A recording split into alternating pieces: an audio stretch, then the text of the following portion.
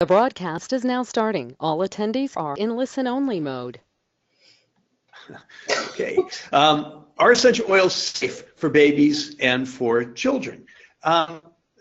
Quick answer, I'm not going to give you a quick answer. Let me give you the long answer. When they're used with caution, yes, they're safe for babies and children. There's a lot to know about essential oils. There's a lot of information that you need to know before you start using them in general, but especially when you're using them on children and babies, because, well, we'll talk about why in a second here. You want to know which oils should not be used, okay? Now, that's going to leave you a lot of oils that should be used, so we don't need to really go through the list of what oils should be used. You want to know what oils you should not use. That's the starting point. And then proper dilution and application, which is really, really important.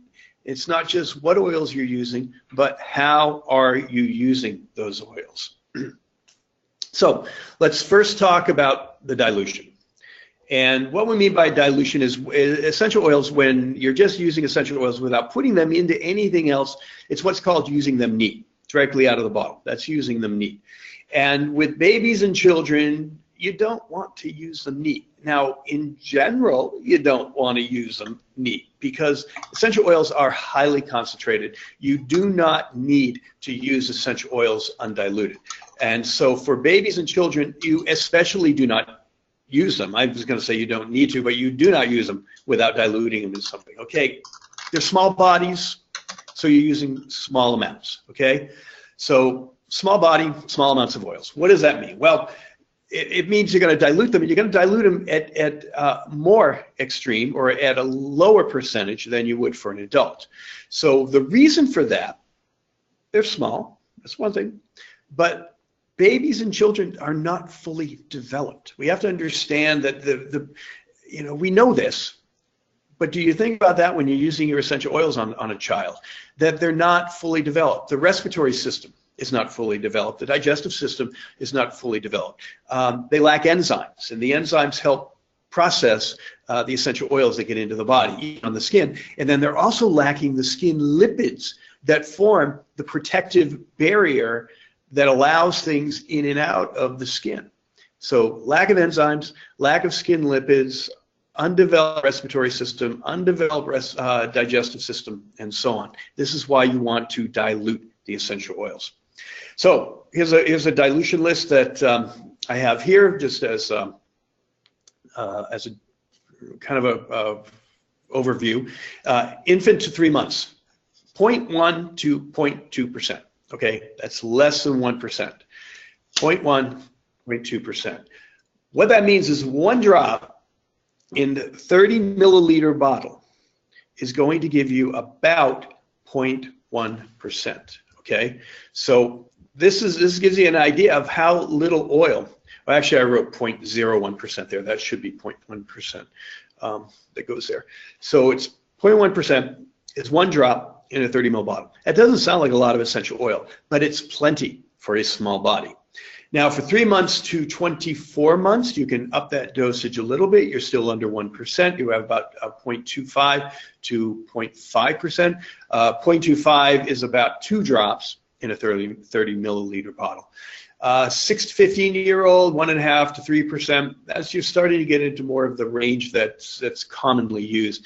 The range I always suggest is about 2 or 2.5% for anybody in dilution. So 6 to 15 years old, 1.5. You're probably wondering, what did you do from 24 months to 6 years? Well, what I did with that 24 months is that you're still in that range of 0.1 to 1%. Is where you are there. 15 years to adult, 1.5 to 5%. So those are the dilution ranges, and I'll give you some ideas on how that works in actual application. So that is if you're doing it topically, okay? So what I just did was I gave you a topical range when you're putting the oil into some form of carrier, a cream, or simple vegetable oil like sunflower or olive oil. That's when you're doing the dilution. You can diffuse the oils, meaning you have a diffuser or in some other way you're putting the essential oils into the atmosphere. And diffuser is always best. And there are some really good diffusers on the market now that are giving you a timing on it. And one of the best timings is a 10-minute on, 20-minute off diffuser. What that will do is it will diffuse the oils into the atmosphere. So in that first 10 minutes, it's kind of spreading throughout the room, depending on the size of the room. And once it's sort of saturated the environment, it can be turned off. And so it stays off for 20 minutes. It gives that essential oil, in a way, dilution or diffusing at a low level. 10-minute on, 20-minute off. You also want to avoid direct inhalation with a child. And this is really up to, I'm going to say up to 3 years, but you can even go up to 6 years where you're avoiding direct inhalation. What that means is don't put it on tissue and put it up to their nose. Don't put it into a spray or into one of the inhaling sticks where you're putting into their nose. Avoid that. And I'm going to give you some oils where you absolutely want to avoid that. So dilution for diffusing is at a low level. One of the ways I like to describe what does low level mean is at the level of detection. So if you're sitting in the room, you should barely detect the fragrance in the atmosphere. When you walk out of the room and walk back in the room, then you should have that full-on, I can smell eucalyptus or bay laurel or whatever you put into the atmosphere or into your diffuser. But when you're in the room, that should kind of shut off within a few minutes, and you shouldn't really be paying attention or even be smelling the oil. That's what a low detection or at the level of detection is. So internal. Let's talk about internal use. So many people talk about, can you use your oils internally as a phrase that's become a marketing term about quality of oils. And really, it's not about quality. It's about should you be doing essential oils internally at all? And it's not necessary to do essential oils internally. So I don't want to make this about safety. I don't want to make this about, is it right or wrong to do? It's not necessary. The essential oils are more effective through diffusion, through inhalation, than they are at internal use. The only time you really need to use essential oils internally, if you're dealing with something that's more medical, where you'd be using an antibiotic or some other form of medication.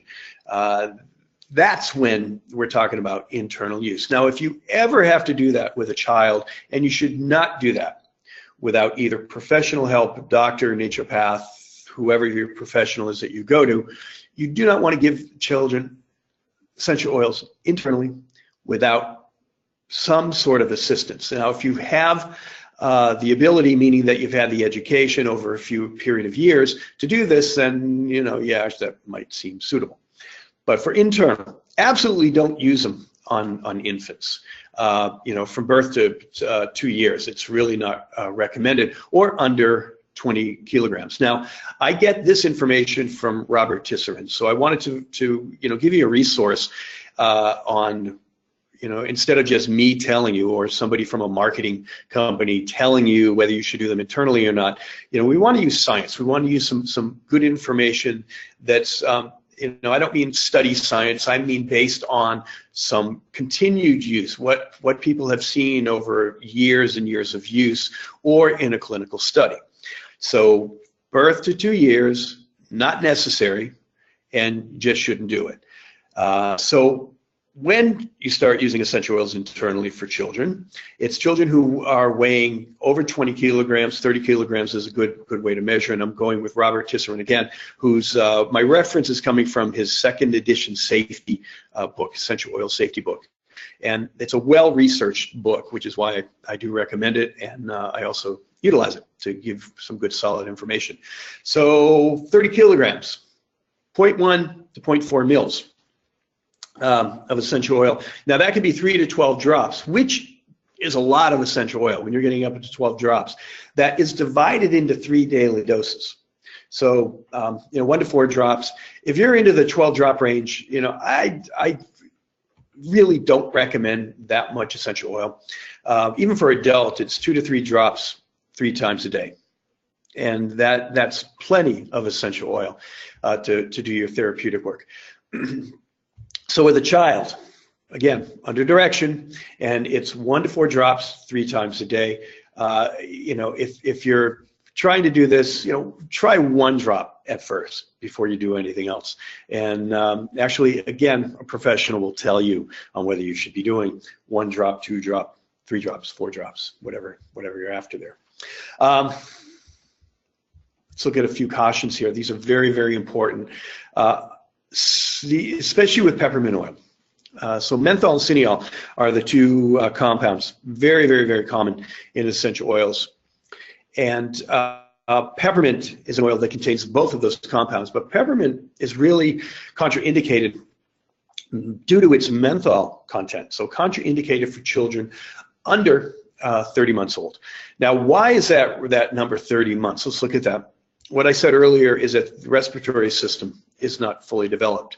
And that's where using peppermint oil on a child 30 months or younger is really risky, because where the respiratory system is not fully developed, that menthol creates a chilling feeling, and that cool feeling that comes from the menthol is actually a reaction within the cold receptors, the cold nerve receptors. And what that does is it creates a response that's very similar to going out into some very, very cold weather. If you notice, your lungs tend to contract and kind of shut down a little bit when you go out into the cold. That's what the peppermint is doing. And with an underdeveloped respiratory system, as in the 30-month or younger child, it can actually compromise the respiratory system to a point where the lungs can shut down. There have been fatalities using menthol, not peppermint. Peppermint has sent children to the ER, but I don't believe there are any fatalities due to peppermint. But there are fatalities due to menthol, and that would be Vicks VapoRub, and also that Olga's, I think that's how you say it, Olgas. It's a Swiss formula, essential oil formula that's really designed for colds and flus and respiratory issues. And they have an inhaler. And then you can see in my little picture there, it was like, no. The inhaler for children, it's instillation is what it's called. And when you put that in a child's nose, especially under 30 months or younger, the respiratory system can shut down. There have been fatalities due to that. A lot of ER visits with the Olgas and or Olbas, I'm sorry, Olbas, and with Vicks VapoRub. Peppermint can do the same thing. It is capable of shutting down the lungs. Now, I know there's a lot of people out there going, oh, I've been using peppermint, on my children for, forever, and no problem. Yes, that's true. I also use peppermint on my children, but I was very careful not to do it very close to the nose. And when I could, I chose other oils other than peppermint essential oil. So I would say absolutely avoid peppermint. Children under 30 months, also recommended by Robert Tisser in Safety Edition. I actually put the page numbers on the slide here. Page 108 to 109 actually will show you what studies are documenting that these fatalities and respiratory issues that I've talked about. So 1,8-cineol also is a compound you want to be careful of, especially with instillation or anywhere near the face of an infant. Now, if you're diffusing eucalyptus or tea tree oils that do have high amounts of cineol content, you're probably okay, especially if you do it at the lower levels of detection. Excuse me here. The lower levels of detection. You're going to be fine using eucalyptus, tea tree, 1,8-cineol type oils. Bay laurel also has a fair amount of 1,8-cineol in it. So not near the face, and just diffuse at very, very, very, very low detection levels. Also, careful with topical application of peppermint. Back to the menthol issue, because menthol also lowers body temperature. And peppermint has been recommended for fevers. Now, a fever in an infant, I mean, mostly it should be left alone.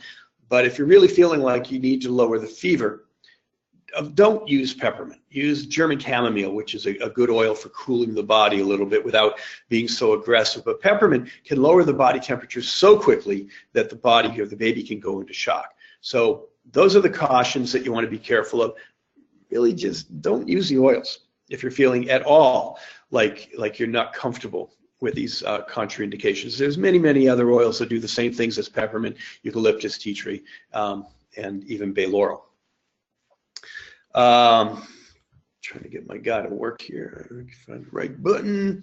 All right, so here's a few remedies that I'd like to share with you. Working with infants, babies, rash, skin irritation. Yes, that comes up a lot. And you know, just as kind of an awareness, you want to see these kind of issues, and you want to make sure that detergents and any kind of well, really anything that's in the environment, that what may be causing the rash you want to eliminate before you start using the essential oil. Actually, with the essential oil, you are taking care of symptoms, but the symptoms are only going to be taken care of as much as the cause can be taken care of, okay? If the cause isn't taken care of, the oils will be much less effective. So we're, again, doing following the topical dose guidelines when you're doing this. And so you're putting this into some form of a base. It could be a shea butter, which I highly recommend all by itself, or I have a carrier blend down at the bottom here, which is sunflower jojoba, shea butter, and rosehip seed oil. All of those also have some really good conditioning therapeutic properties for the body, or for the skin rather.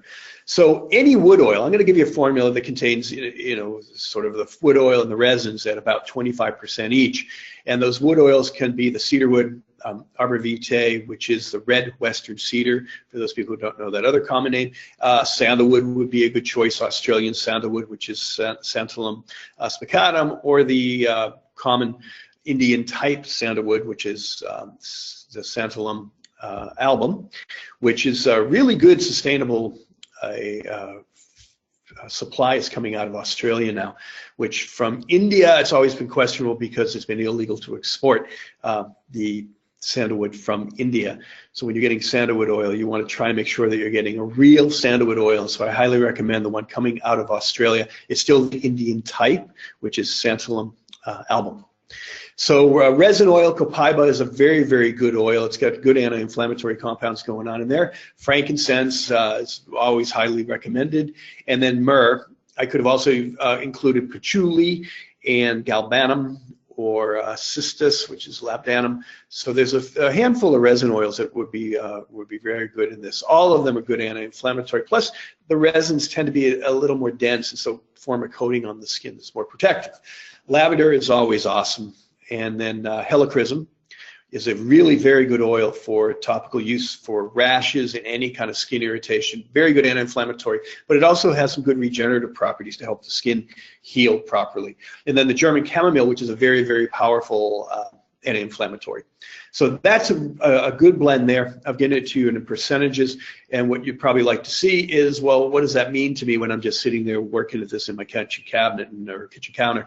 So here's a way to do that. What I would do is I recommend pre-blending your oil at a 5 ml bottle. So this recipe here makes about a 5 ml bottle. Really depends on your dropper size and you know how you're doing your drops.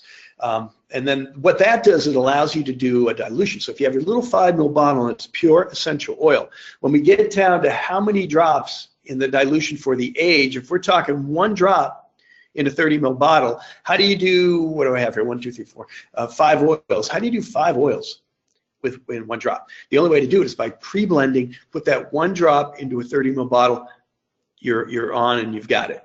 So for this 5 ml blend, I have 25 drops of cedarwood. I went ahead and picked a wood oil. I love the cedarwood, especially the Atlas cedarwood.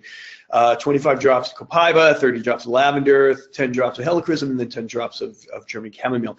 That gives the dilution. What we have here is 100 drops, so it's easy when you have 100 drops. You're taking that 25%, taking the percentage symbol off, and you've got how many drops you're going to use.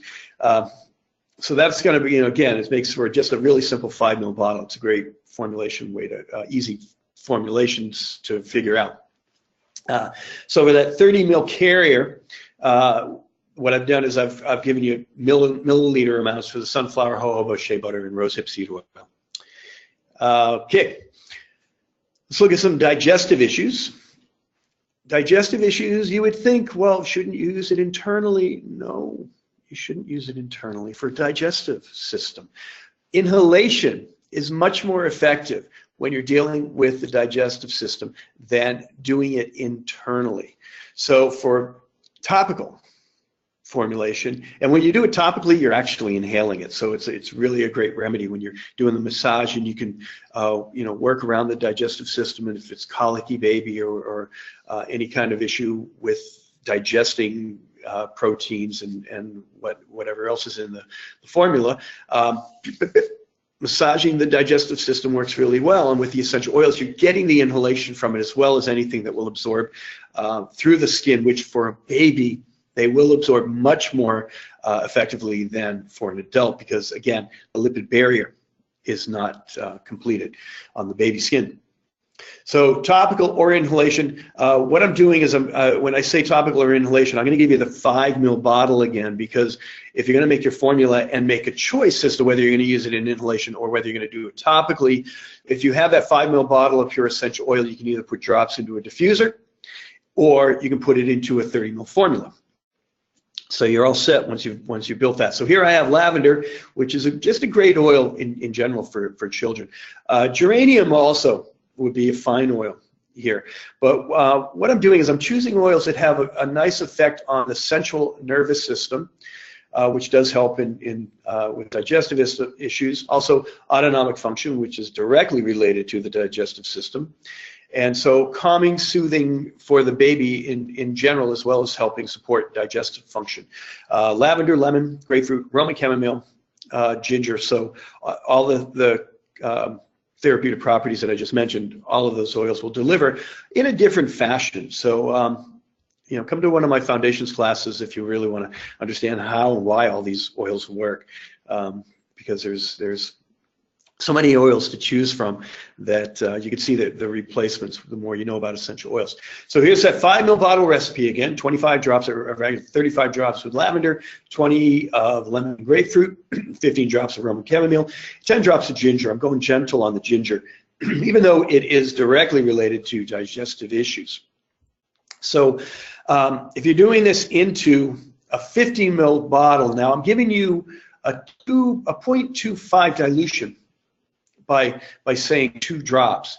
And once the baby's after 3 months, that would be a reasonable dose to do in there. But that 1 drop is actually 0.25, because I'm not doing it in a 30 ml bottle here. I'm doing it into a 15 ml bottle, so half of that. So 1 drop is a 0.25% dilution. So we are going a little bit heavier on that for the digestive issues here. Fever. I already mentioned fever. Don't use peppermint. It lowers the body temperature too aggressively.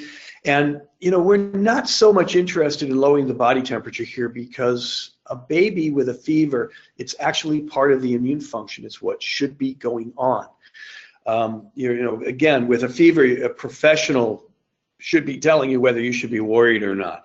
And so for you, taking care of a baby and their fever, it's to make the baby and the child feel more comfortable, okay?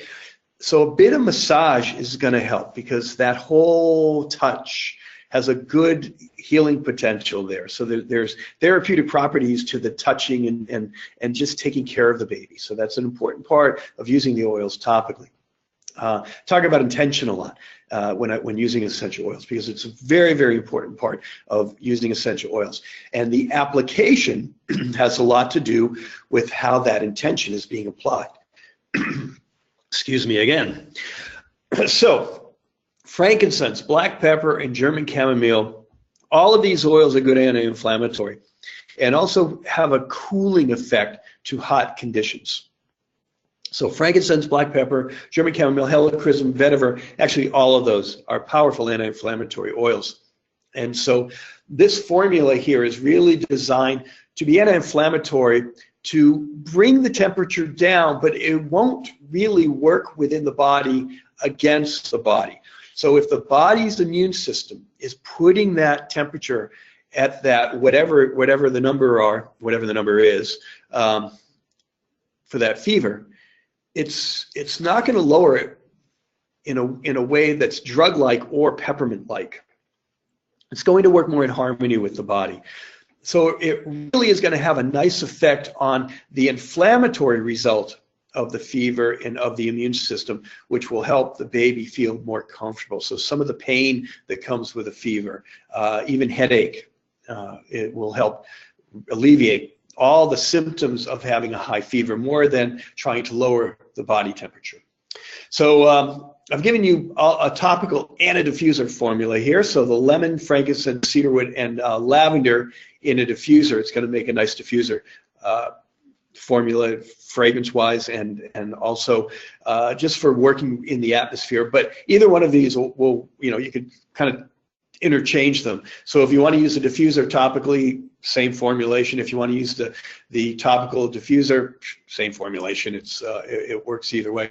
I've just kind of given recommendations on what I think works well. Fragrance, from a fragrance perspective as well as therapeutically. So topical, we're looking at approximately 0.75% in a 30 milliliter carrier. So I'm in a higher percentage here. I would recommend dropping that in half, but it gets kind of tricky when you're doing the German chamomile, helichrysum, and vetiver. How do you do a half a drop? So you can do this into a 5 ml formula. You would take that recipe that I gave you with the percentages. The 5 ml formula is taking the percentage symbol off, turning that into drops. That's a 5 ml bottle. Put 1 or 2 drops into a 30 milliliter carrier if you want to lower the amount of oil that you're using. But this just allows you to use the formula as is, and 0.75% in a 30 ml carrier. I would say at least a year old, for this formula. And so you have frankincense, black pepper at the 2 drops, 1 drop German chamomile, and helichrysum vetiver, also 1 drop. In the diffuser, here's the 5 ml bottle, and then you would drop how many drops depending on the manufacturer's instructions. So that's how that would work there. That's going to be my topic for my conversation on how to use them for babies and children. I know there's a lot of questions that go along with this, and you can ask some questions now if you'd like. You can also email me. I'll give you an email address, but support@jimmharrison.com. You can always email me with any of your questions. I highly recommend coming to the classes we have here at Bastyr University. I'll give you those dates in a second. But I do want to announce that the new book that I've written is out and available. This is for people who are really interested in how to use essential oils based on the chemistry, okay? So what the book does is it talks from the way that I teach on how to use essential oils in the class without too much of the chemistry information. So what this book is an easy translation from looking online and looking at the people who are all about what chemistry is in my book, what essential oil compounds, and they'll give you a list of all the compounds. You look at that list and you go, well, there's linalool, and there's terpineol, and there's 1,8-cineol, but what does that information mean to you? Nothing. This book will help you to take that information, put it into a chart, and when you see that those compounds on the chart, you go, oh, the cineol, that's good for respiratory conditions and as an expectorant, cleaning the lungs. Oh, the terpineol, that's good for overall health, supporting the immune system. So you'll see how to take essential oil compounds, the words that are written on most websites now, and how to translate that into usable information so that you can actually use essential oil chemistry therapeutically with the essential oils that you have. And then the other cool thing is a list of oils that I just gave you for all those formulas. If you don't have some of those oils, you'll be able to transfer that using the information, transfer the oils that I've listed to oils that you do have, getting the same composition, the same compounds. So that's going to be it. I want to get to some questions here, but here's my website. Give you more information about me and everything else that we're doing, and also support at jimmharrison.com. That's the email if you have any questions. We still have room for the foundations class coming up here at Bastyr University at the Kenmore, Washington campus. Starts tomorrow, which is the 19th of January, goes to the 21st. It's a 3-day class. Next foundations class, which is going to be coming up on April 20th, 21 and 22. So those are all coming up here at Bastyr University. How cool is that? And Susan, do we have any questions? Aloha. Aloha, everybody. Hey. Ray, hello. Ray had a question. She wanted to know if it's safe to use essential oils during pregnancy, i.e. soaking in the bath with essential oils or inhalation. Sounds like another webinar, doesn't it? Yeah. Yes, it is absolutely safe to use essential oils. You know what to do is think about using them the way you would in children. Okay, on the first slide that I had, I actually showed a pregnant woman smelling pine. Okay, and so what I was demonstrating there is that a baby starts while it's forming, and so you have to be really hyper aware of what you're doing with everything, not just essential oils. So some of the oils that are contraindicated during pregnancy are cinnamon, fennel, aniseed, tarragon. Those are the main ones. You want to be careful with any of the lemon-smelling oils. But if they're diluted and you're not doing them internally, there's really, really minimal risk to using essential oils. But fennel, aniseed, and tarragon and cinnamon, those are the ones to avoid. Any oil. Now, this is what's cool about the olfactory system, is your olfactory system has a heightened sense of awareness, okay? Anything that smells negative to you, do not use. Your olfactory system is telling that for you individually, that's something you want to avoid. So if it doesn't smell good, don't use it. That's good to go by. Smell it, don't tell it. So there you go. We also wanted to know if it's safe to bathe the baby in essential oils. I think that was the question. Is that right, Ray? The answer to that would be yes. What you want to do is dilute in similar way. It's harder to how much bath water is there to how much essential oil. What you want to do is put it into an unscented soap. The soap I'd recommend for diluting would be the Castile soap. Bronner's is okay. I really don't recommend Bronner's on the skin, even though it's a natural soap. It's a very high alkaline.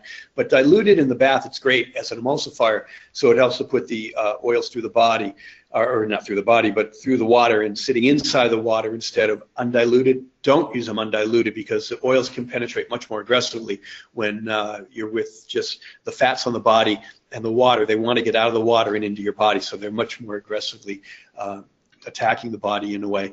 So dilute it, and what would be the recommendation in a little baby bath? I don't even know what that, 5 gallons, I don't even know how much that would be. I'd say maybe 3 drops of essential oil would be more than necessary. Start with 1 because, a little bit of oil goes a long way. And so dilution, dilution, dilution, anytime you're using it with a baby, but do not use anything that may be aggressive. No hot oils, oregano, thyme, which you don't want to use on a baby anyway, cinnamon, even clove, and the lemon oils, lemongrass, lemon eucalyptus, lemon myrtle. Anything that has a lemon fragrance, except for lemon, but even the citruses you got to be careful with in the bath. So I think those are all the main contradicted in the bath oils. Lavender, rose, neroli, those are great. Geranium, those are fine. Okay, Jennifer Bigmaster. Hello, Jennifer. Thank you for joining us. Her question is, will the diffuser formulas you suggested help with congestion? That's a common concern of new parents. Congestion depends on whether you're talking digestive congestion or if you're talking respiratory congestion. The answer is yes either way. The one for digestion, definitely. If you want something for respiratory, nope, none of those are the best. They would help. But you might want to add just a little bit of tea tree or a little bit of eucalyptus. So at the beginning, I was talking one of the first slides because I got right into contraindications. Cineol is the compound that's best for respiratory congestion. Cineol is one you have to be very careful. So at the very, very lowest of detection levels. So with those formulas, you might drop a drop of, well, any of the oils, one of the anti-inflammatory ones, and replace 1 or 2 of eucalyptus and you'd be fine. Okay. That would work. And a question from Jillian. Hi, Jillian. Thank you for joining us. Jillian wants to know, are there cautions about using essential oils while breastfeeding? Are there compounds shared in the breast milk with baby after inhalation from mom? Yes, and I'm not sure if anyone's ever documented how much, but it's very similar to anything you put in the body is going to end up in the breast milk. And so I think that with all the oils that I've mentioned, that for inhalation, and even if you're using them topically, like if the breasts get irritated, there's some really good formulas for the nipples and to help all the chapping, and rose oil is one of the best. And so there you may have, you kind of don't want to do it before the baby's going to be breastfeeding, but you may have residue of the oil on your skin. And with rose and other oils like lavender or geranium, there really isn't, I haven't seen any contraindications for that. But again, if you're going to be putting them directly on the nipples, and do it right after breastfeeding, and so that you absorb or it's eliminated before the baby's next feeding. If in your body, in the breast milk, I think that if you're careful, again, with the oils that I just mentioned for pregnancy, avoid those. Cinnamon, even oregano and thyme, and fennel, aniseed, clove, did I say clove? Tarragon. Those, if you're smelling peppermint in the atmosphere, I wouldn't worry about it in the breast milk. So the contraindications are much different, because once they're in the body, these compounds are broken down by the liver. So a lot of these compounds aren't even in the body as they occur in the essential oil. There's so much research that needs to be done on what's actually in your body if once the oils go through the liver. But if you're being sensible about the oils that you're using, there's really I wouldn't have too much concern. Okay. And one more question from Abby Pattison. Hi, Abby. Abby says that you mentioned that you don't want to ingest essential oils unless there's a medical reason. Abby says that she's currently taking On Guard to help her immune system in the winter. And the On Guard has wild orange peel, clove bud, cinnamon leaf, cinnamon bark, eucalyptus, and rosemary leaf flower essential oils. Yeah, so my answer to that is, do I think it's necessary? I don't think it's good or bad. I think it's going to work that you're doing the On Guard internally. I just don't think it's necessary. I think that it's going to be more effective if you inhale the oils, if you put the formula into a diffuser and keep that running, pretty much all day long. If you're in that at low detection, it's going to protect you better than if you were taking the oils internally. Because you have to remember, what I just said was when you do them internally, they're going through the digestive system, so the enzymes are changing the structure. Then they're going through the liver, and they're broken down and changed into water-soluble compounds. Then they're going through the blood. So the essential oils that you're taking internally are not what ends up in the blood. Are they effective internally? Yes, they are.